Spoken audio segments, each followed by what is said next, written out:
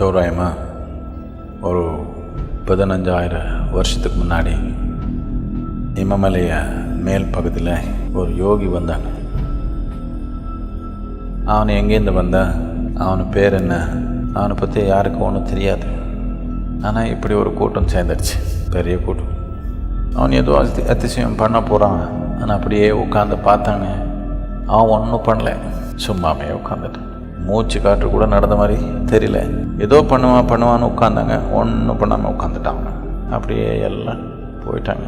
ஒரு 7 பேர் மட்டும் அங்கே நின்னாங்க, உறுதியாக அங்கேயே உட்காந்தாங்க. அவருக்கு புரிஞ்சிடுச்சு, இவனை சாமானியமான மனிதன் இல்லை, உடல் தன்மைக்கு பொருள் தன்மைக்கு அப்பாற்பட்ட நிலையில் இருக்கிறான், இது நாம உணரணும்னு உட்காந்தாங்க.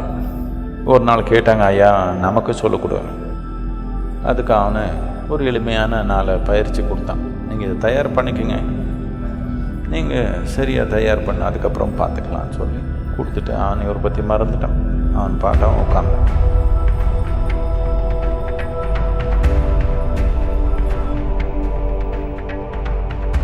அவன் எங்கெங்கே போனான், அவன் பின்னாடியே போனாங்க இவர் எல்லாமே சுற்றி. 84 வருஷம் முரண்டு போச்சு. இவர் பற்றி அவனுக்கு கவனமே வரல. 84 வருஷத்துக்கு அப்புறம் ஒரு நாள் இவர் கொஞ்சம் இப்படி பார்த்தாங்க. இந்த 7 பேர் பார்த்தா தங்கத்து மாதிரி இருக்கிறாங்க. இவர் இருக்கிறதே அவருக்கு தெரியல. 84 வருஷம் இங்கேயே இருந்து தொடர்ந்து பயிற்சி பண்ணி இப்போ பார்த்தா ஒரே தங்கத்து மாதிரி இருக்கிறாங்க. இவருடைய திறமை பார்த்து அவரால் சும்மா இருக்க முடியல. இந்த ஞானம் பகிர்ந்துக்கணும் இவர் கூட என்ற நோக்கத்தில் அவர் தென் திசை பார்த்து உட்கார்ந்தார்.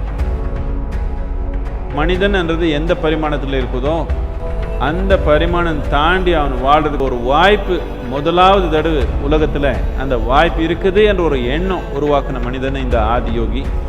எண்ணம் மட்டும் உருவாக்காமே அதுக்கு தேவையான தொழில்நுட்பங்கள் கூட கொடுத்த ஒரு யோகி.